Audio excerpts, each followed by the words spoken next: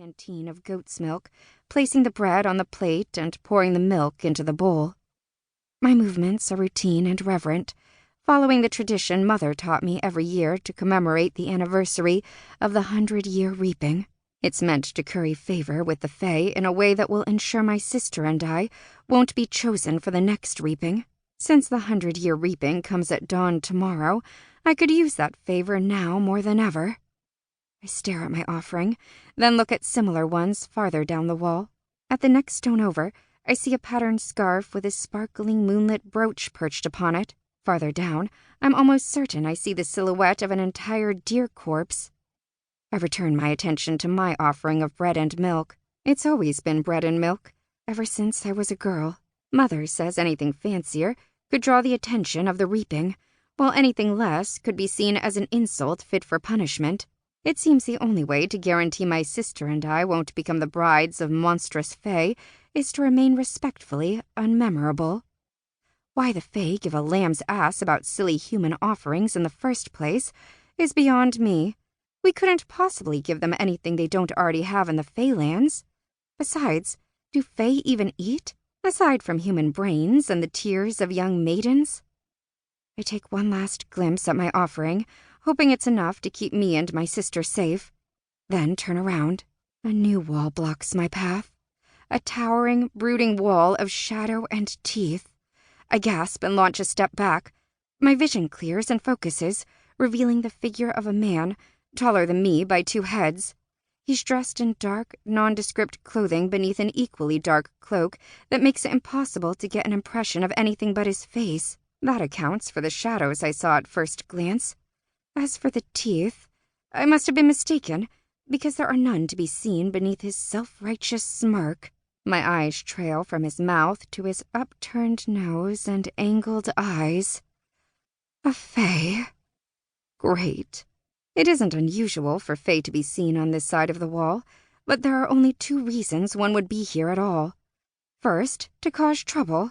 This is most often performed by lesser Fae, goblins, sprites, trolls. Second, to clean up said trouble. This is usually done by the Fae ambassadors, sent by the high Fae who like to pretend their kind mean us no harm. So which one is he? Trouble or charm? It doesn't matter, I suppose. Even the most refined-seeming Fae can tear out your heart before you see it coming. I steady my breathing and put on a brave face, reminding myself to blink as I hold his gaze. If I forget to blink, he could maintain eye contact long enough to glamour me. Or, more accurately, he could maintain eye contact long enough to suppress the proper functioning of my amygdala.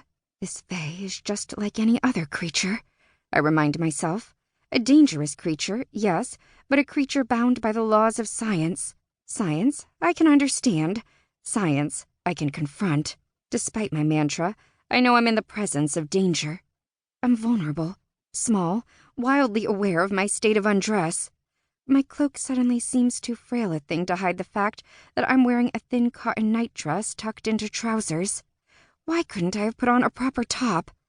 Then again, I wasn't expecting to find anyone here, much less a Fae. A towering, beautiful, horrible Fae.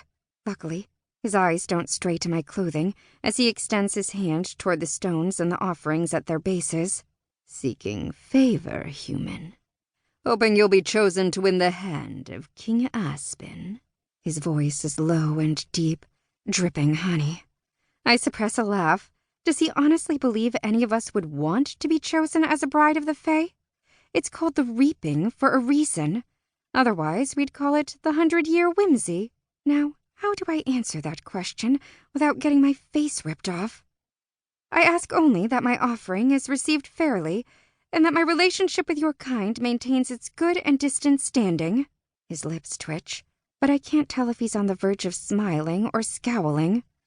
Your gift comes too late. The chosen have already been selected. The blood leaves my face. The 2 chosen have already been confirmed? But the announcement isn't made until dawn. Is that why you're here? To finalize the names? I just returned from doing so. So he must be an ambassador after all. But if he just came from finalizing the names, then that means... I can hardly finish the thought. No.